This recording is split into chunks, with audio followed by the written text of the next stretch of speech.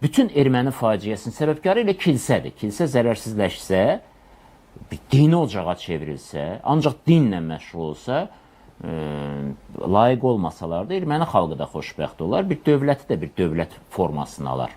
Biz indi, yəni ermənilər çalışır. Hələ mən bilmirəm, bu 300 min əhali rəqəmini hardan götürüblər. Bunun özü də maraqlıdır. Çünki elə 88-ci ildə 300 min oradan çıxdı. Bəs bunlar artdı. Bunun nəvəsi, nəticəsi, kötücəsi var. Bu elə öz-özlüyündə. İkinci bir tərəfdən Azərbaycan prezidentinin müraciətində də qeyd olunur ki, bu proses 1905-ci ildən başlayıb və ard-arda götürəndə bu ümumiyyətlə əhalinin sayı bilinirmi nə qədərdir? Bunu soruşacağım sizdən. Və ikinci və vacib məsələ, mən düşünürəm burada biz bunu unutmayaq.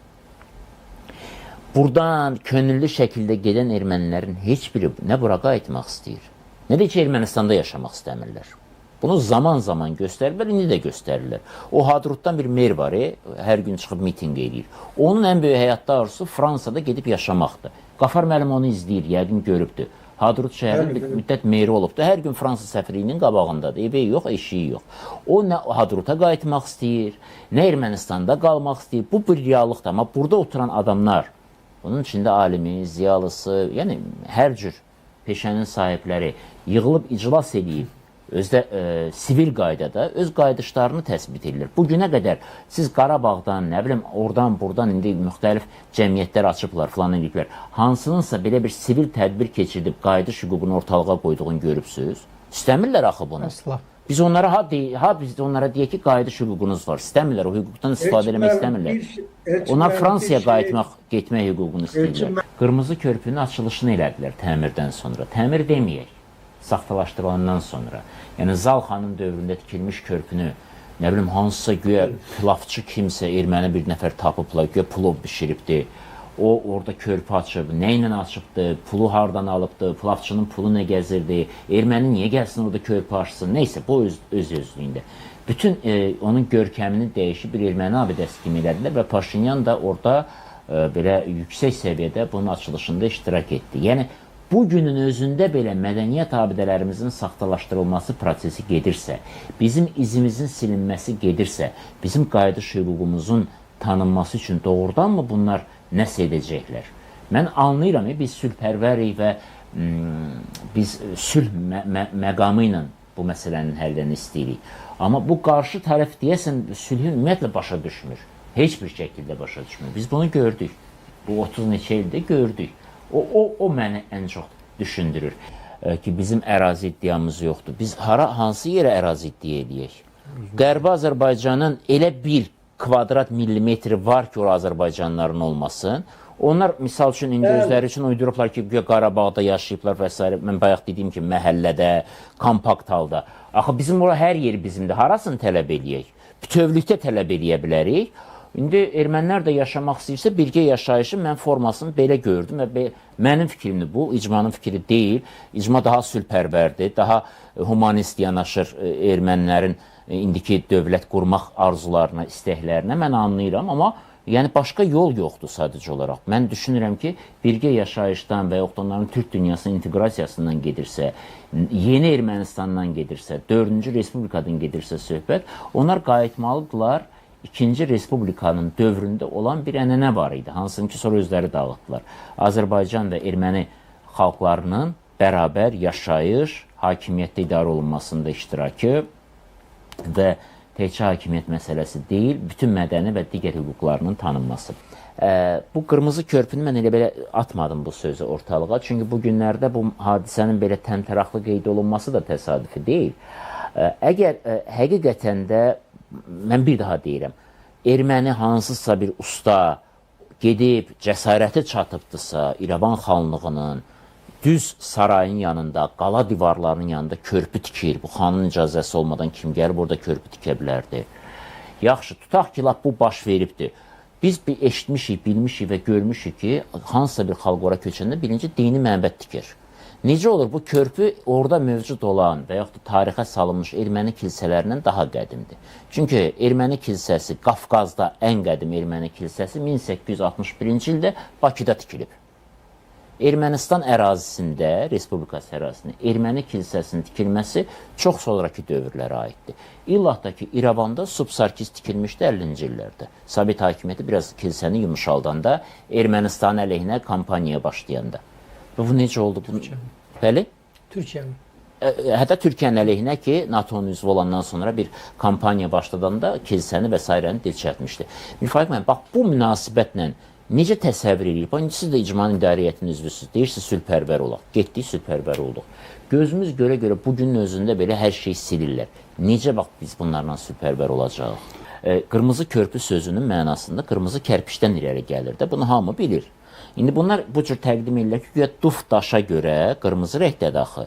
Axı bunu memarlıqdan başı çıxmasa da, tikintidən başı çıxmasa, ən primitiv insan bilir ki, duf daşdan körpü tikməzlər, dözməz. Çünki o yumuşaq suxurlu bir daşdır da. Onu bəzək kimi istifadə eləmək olar, üzdə vurmaq olar.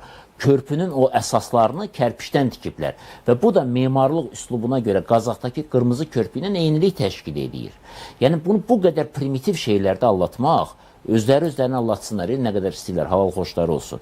Amma hər halda, yəni siz demişkən, deyəndə də biz bax bu cavabları veririk və həqiqətən də qalırlar gözlərini döyə-döyə Paşinyanın məşhur obrazında olduğu kimi. Ermənistanın Türk dünyasına qovuşması və Azərbaycanlıların qayıdışı. Şəxsən məsələn, mən düşünürəm ki, gələn konstitusiya dəyişikliyi ilə bağlı artıq, bilməm, indi icma bunu eləyəcək, eləməyəcək, bir təşəbbüs göstərmək lazımdır ki, konstitusiyada dəyişikliklər baş verirsə, Ermənistanda prezident institutu ki var, o İsveçrədə olduğu kimi bir ildən biri olsun və bir dəfə mütləq Azərbaycanlı seçilsin, bir dəfə erməni seçilsin. Eyni zamanda Ermənistan ərazisində Azərbaycanlıların siyasi partiyasının mövcudluğuna şərait yaradılsın və ən azı parlamentin 50% Azərbaycan mənşəli deputatlara verilsin. Yəni bu artıq indidən konstitusiyada təklif kimi səslənməlidir. Bu mənim fikrimdir, çünki biz bu tələbləri artıq qoymalıyıq. Qərbi Azərbaycanlıların ləyaqətli qayıdışının təmin olunması üçün qarant dövlət anlayışı çıxsın.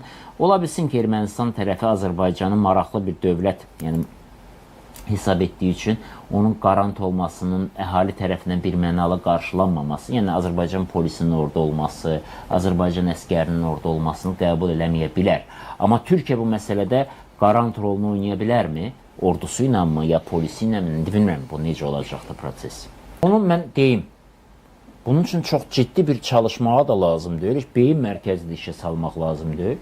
Ermənistan cəmiyyətini hazırlamaq istəyirsə və yaxud hazırlamaq istəyirlərsə özləri də, ikicə nəfər adam lazımdır. Bir Türkiyənin İrəvanda səfiri, bir də Azərbaycanın səfiri. 2 dənə türkü böyür-böyrə görəndən sonra bütün erməni cəmiyyəti buna hazır olacaqdır. Bu bir mənalı şəkildə belədir. Bunun üçün xüsusi əziyyət çəkməyə ehtiyacı yoxdur. Paşinyan da özünü dərdə salmasın, beyin mərkəzlərində işə salmasın. Yetər ki, bizim bir Türkiyənin, bir Azərbaycanın səfiri orada olsun, bəsdir. Yəni bütün mənzərə onlar üçün aydın olacaq və reallığın dəyişdiyini bilib, anlayıb, qəbul eləyəcəklər.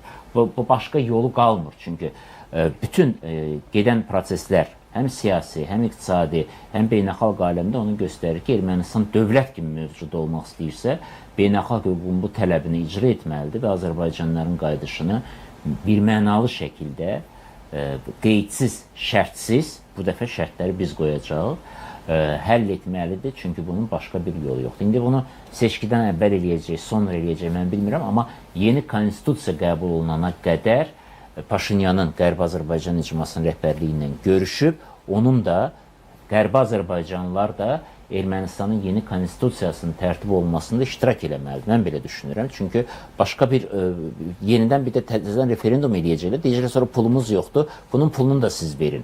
Yəni, bütün bu xərclərə yol verməmək üçün elə indidən bu məsələləri həll edək, məsələ öz həllini tapsın. Çünki çox ciddi bir məsələdir bu və orada hüquqlarla bərabər, vəzifələrlə bərabər, mülkiyyət məsələlərlə bərabər sistematik bir dövlət aparatında Azərbaycanlıların təmsil olunmasından gedir. Burada əlbəttə ki, bir məqam da var, bu da təbliğat məqamımızdır. Bayaq İsmail bəy də dedi, Qafar müəllim də dedi ki, Qərbi Azərbaycan icmasının üzərinə çox böyük vəzifə həm də ona görə düşür ki, beynəlxalq ictimaiyyət yenə öz bildiyini deyir. Ayının 2-sində imzalanmış sənədində Qarabağ ermənilərinə xüsusi diqqət ayırması, sevgidən irəli gələn xüsusi diqqət ayırması, amma Qərbi Azərbaycan icmasının bir söz belə, ifadə belə öz əksini tapmaması təbii ki, bir təpki ilə qarşılaşılacaq. Mən düşünürəm ki, bax, icmanın rəhbərliyində təmsil olunan şəxslərin sülhpərvərliyini nəzərə alın. Hamı belə sülhpərvər deyil, Qalib müəllim xüsusilə sülhpərvərlik göstərdi və çağırışlar da etdi. Yəni, bu sülhpərvərlikdən, tarixi fürsətdən istifadə edin və Qərbi Azərbaycanlıların qayıdış hüququnu tanıyın. Çünki hər bir Azərbaycanın bu hüququ var və biz bu hüququmuzu və biz sizə göstərdik ki, əslində hüququmuzu qaytarmağın yollarını da bilirik. Amma bir humanist addım varsa, Azərbaycan prezidenti də bunu qabardırsa, bu tarixi fürsətdən istifadə edin. Qayıtmaq bizim təkcə ümidimiz, arzumuz deyil, qarşıya qoyduğumuz hədəfimizdir və Azərbaycan xalqı olaraq biz göstərdik ki, biz hədəflərə doğru addım-addım, düşünülmüş şəkildə, məntiqlə, soyuq başla, amma eyni zamanda güclü bir zərbə ilə gedirik və çatırıq hədəfimizə. Hədəflərimizə çatmaq ümidi ilə görüşərik.